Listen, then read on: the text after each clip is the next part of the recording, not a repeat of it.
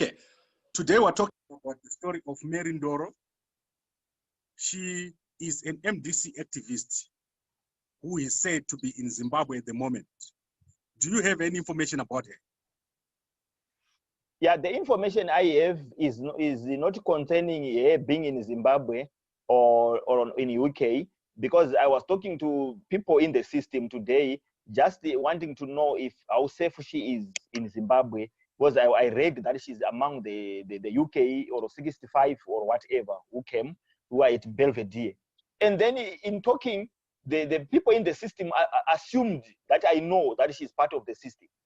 And then they started briefing me that you'd think SB Moyo as a trained general would be hit just like a chicken by a woman. You think the bodyguards of SB Moyo, who are trained in VIP protection, can let a woman access the minister and hit the minister? Do you think then would you say in Zimbabwe we don't have protection? We do have protection. She is part of the system. Because the system create activists that the nation would then they say they will find out if she's in Zimbabwe. If she's in Zimbabwe, obviously that means the mission in UK is done. She'll be coming to be on the forefront, probably to be an MP or whatsoever, or to be promoted into because the anticipation is Chamisa is going to start a new party. So that would be a mission to be in the top executive. Okay, so let me confirm what you just said to me. You just said that one of your sources in intelligence said that Ndoro is not actually an activist, but she's been planted into the MDC by the system. Yes. Because even the access she got to hit the minister was deliberate, so that she can become a hero, and then you know when your CV is nice, then you are respected within your party.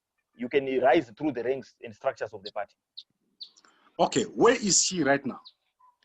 I did not ask because when I just read that she's at Belvedere, I was talking to my sources in terms of wanting to know if she's free, she's safe, or they can even claim she has got corona, and then as a way to kill her. Because I was worried that the system can maybe interrogate her and cause her to spread the corona to her, and then mistreat her. Because once she has got corona, she needs to be in isolation, and then they can kill her. As a woman who has hit SB Moyo, and we know SB Moyo is in the top 10 of the people who must be lying for president of Zimbabwe, and SB Moyo is a key figure in Mnangagwa's government. So I was talking on concern about her. Then I was told that she's part of the system. Whether she's in Zimbabwe or not, she's very free. She's very safe.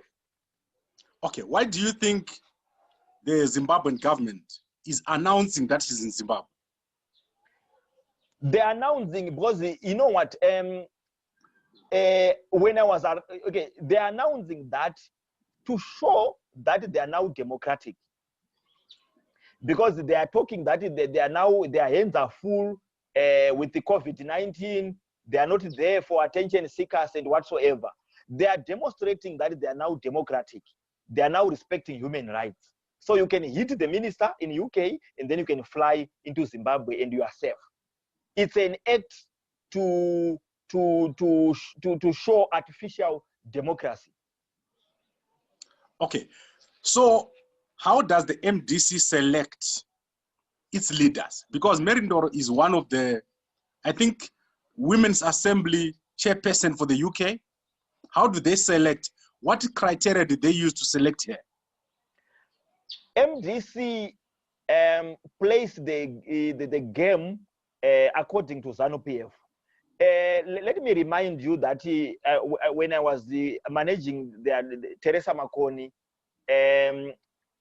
the security manager of the Prime Minister of Zimbabwe, of the president, the then president of Zimbabwe, MDC, the late Morgan Tsvangirai, may his soul rest in peace.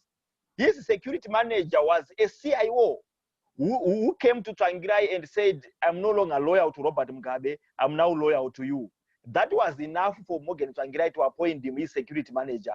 5 years down the line, there are by-election, primary elections in Chiundura, and then Pearson Balekwa contested them under ZANU-PF ticket and win.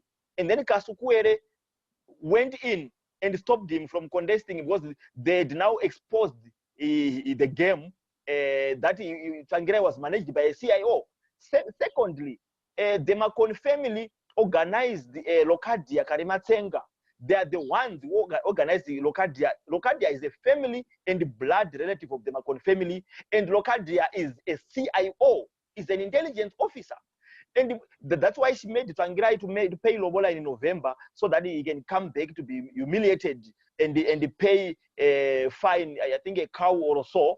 And again, Elizabeth Macheka is an intelligence officer whose father is a member of the Politburo.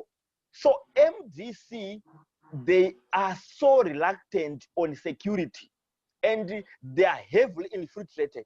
And MDC is a failed project because it's now a ZANU-PF controlled project. Right, Mr. Tinashe Jonas, I want to keep this very, very short. But the key point that you made today was that Ndoro is part of the system. And even if she's in Zimbabwe, it is part of a big game that the government of Zimbabwe is playing to show that they are now democratic. Is there anything else you want to say before we close? I want to educate Zimbabweans and say what we need now is not a political formation. I know Zimbabweans, they love Nelson Chamisa. Chamisa is not going to change anything. Forget about 2023, forget about 2028. What we need now as Zimbabweans is to unite and confront the system, whether by an uprising or by military means. To think that ZAPU, to think that MDC Monzora, MDC Alliance, Chamisa, MDC Gogo is going to lead anyone to freedom is a fantasy. Thank you. Thank you, Mr. Tinashe Jonas. Let's talk again very, very soon. I want us to go into this issue. This is a very, very interesting issue. Thank you very much, sir. Thank you.